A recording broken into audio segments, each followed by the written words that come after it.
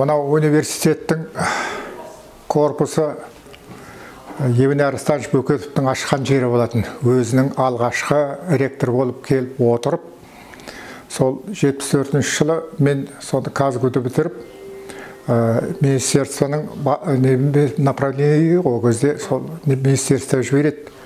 Осында жіберді, келіп, Евгений Арыстанович Бөкетовпенен айтты, мінекей қолымда министерствоның берген направлениесі бар. Сонымен келдім жұмысқа деп. Өзі осы жерде жұмысқа қабылдаған ана екінші этажда ана жерде актовый зал деген бар. Соның ішінде жұмысқа қабылдап. Мінекей сол 74 жыл болатын. Сол 74 жылдан бері қарай бір жерде, бір кафедрада, бір факультетте, бір университетте қызмет істеп жатқан жағдайымыз бар. Қазір 47 жыл толып, 48 оқу жылына кетті. Сондықтан бұл университет менің екінші үйім. Ал енді Евгений Арыстанович Бөкетов сол екінші әкем деп айтуға болады.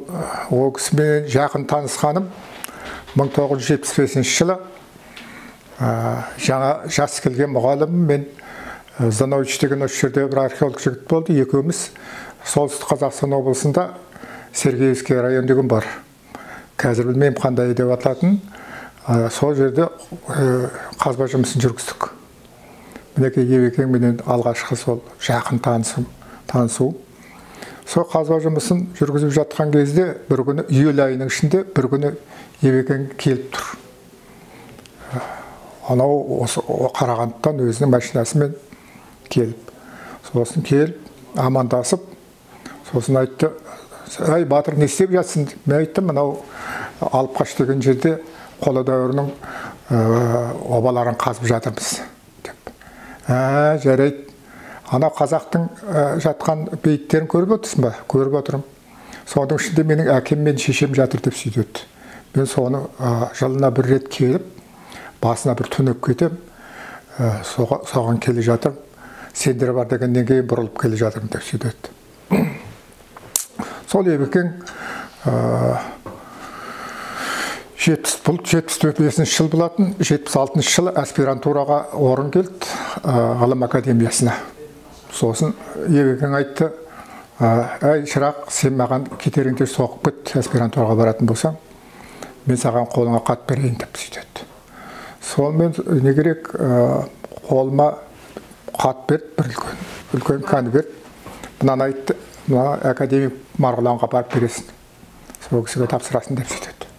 Сосын Алматыда тауып алып, Әлекеңе апарып бердім. Ол кісі менің көзімше ашып, жаңа оқытты. Қарап тұрып, «Ей, Жауынбаев Сағындық деген сен боласың ба?» деп сөйледі. «Я, аға, мен боламын. Евгений Арыстанович маған мына жігітке ғылыми жетекші болды жазыпты ғой. Мен биыл аспирант алмайым дегенмін. Енді өзім қазір кітап шығарайын деп жатырмын. Уақытым жоқ аспиранттар алуға. Бірақ Евекеңнің сөзін тастамайын, алайын» деп сөйтеді. Сөйтіп мен Евгений Арыстановичтің жаңа қатыменен академик Марғұланға аспирант болдым. Сол 3 жыл бірге жүрдік, экспедицияда да бірге болдық. Анау Алматыда үйінде талай рет бірге болдым. Енді ол иманды болғыр. Сол 78 жылы Евгений Арыстанович кімді Марғұланды ерткенде мен еріп Марғұланға Новосибирге командировка бардық. Новосибирде ол кезде ғылым академиясының филиалы болатын, Сибирское отделение академии наук дейді. Соны Акладиков деген академик директоры бар. Сол кісі шақырған екен. Сосын институт мен шақырып алып айтты, мына кісіге сопровождать етесің, қосшы болып барасың бірге. Жалғыз жүруге болмайды деп. Мінекей сөйтіп Марғұланмен бірге бір жетті сол Новосибирде болып. Артынан жаңа Акладиковмен таныстырды, айтты, «Это мой аспирант, он придет защищать вас» деп. Ол кезде ұшақ жерде қорғайды диссертацияны. Москвада, Ленинградта, Новосибирде. Археология деген ғылымдан. Сондықтан мен Новосибирде барып, сол академик қолында қорғадым. Евекеңнің бір септігі тейді, Марғұланның екінші септігі тейді. Сөйтіп осы мынау университетте 47 жыл қызмет істеп жатқан жағдайым бар. Ал енді мынау археологияға келуіме, осы мынау тақырыппен айналысуыма Марғұланның өзі, Әлекеңнің өзі, оның шәкірті болады Оразбаев Манап Медеуович деген, мына жерде жоқ шығар. Сол кісі мінекей осы теманы беріп, осы мына орталық Қазақстанның ежелгі металлургиясын айналысасың, осыны зерттейсің.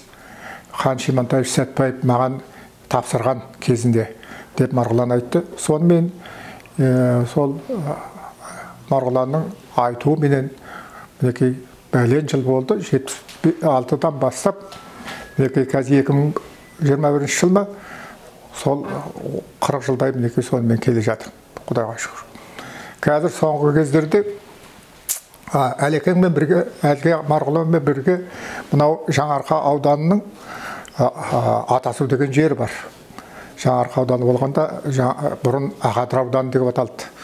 Ағадыр ауданы сол Шет ауданы мен Жаңарқа ауданының ортасында болатын. Қазір жауып тастап екеуін қосып жіберді ғой.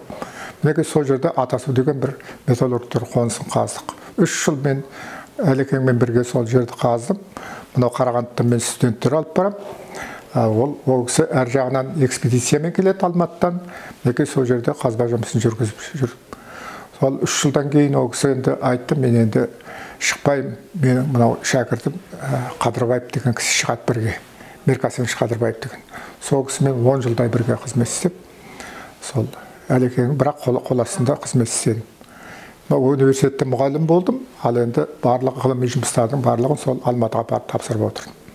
Сөйтіп, содан кейін барып мынау одақ құлады. Құлағаннан кейін университет өзі бөлек экспедиция шығарды. Сол экспедициямен мен қазір 20 жылдан астам уақыт Қарқаралы ауданы Қарағайыл деген жер бар.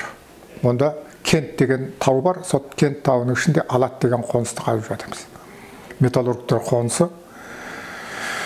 Бұл енді одақтағы уникальный поселение дейді, өте бір сирек кездесетін қола дәуірінің қонысы, Алат қонысы. Мінекей сол қонысты қазып жатқанымызға 20 жылдан астам уақыт болды.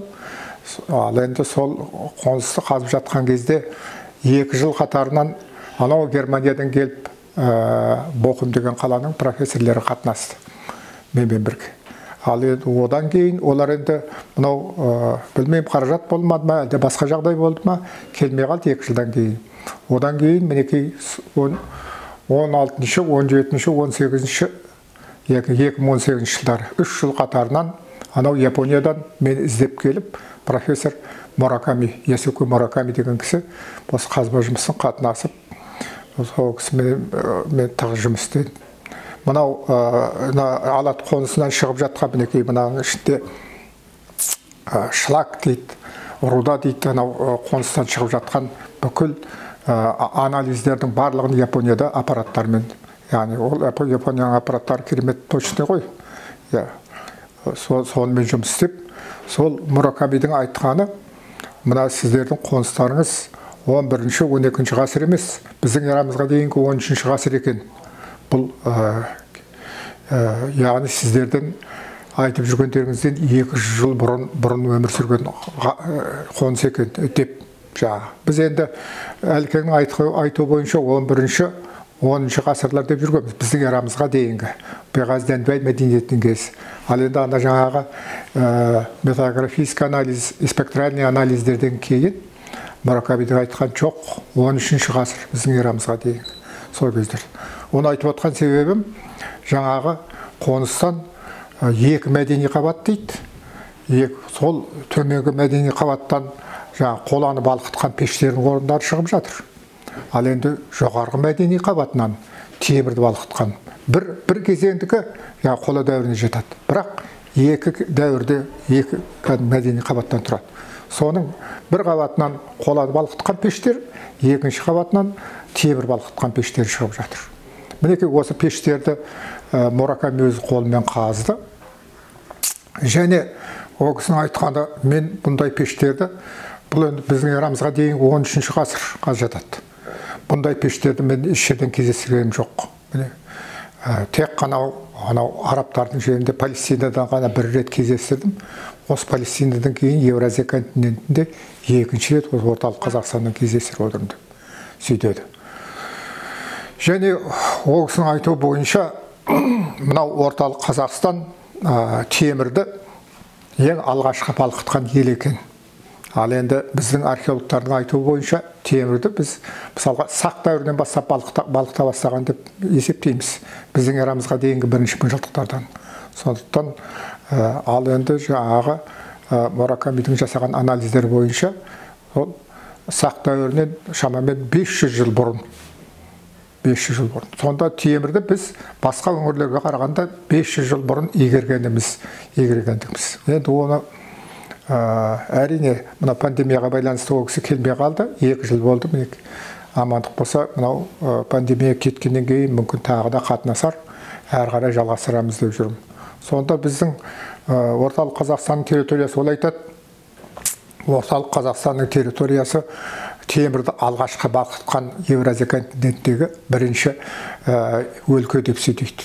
Осыдан біз мынау шығыс Қазақстанға, одан кейін әр жағында оңтүстік Сібірге темірді балқыту тараған. Яғни одан кейін барып, возможно дейді ол, Кореяға, Қытайға, әрі қарай Японияға тараған болуға тиіс дейді. Сол ал енді ол айтады, біздің территорияда мысалға осындай пештер, осындай темір балқытқан пештер біздің эрамыздың бірінші ғасырынан бастап қана кездеседі деп сөйтеді. Ал енді біздің жаңағы кенттен алаттан табылған пешіміз біздің эрамызға дейінгі 13-ші ғасыр. Сонда 1300 жыл бұрын, анау Япониядан 1300 жыл бұрын темірді балқытқан екен аталарымыз.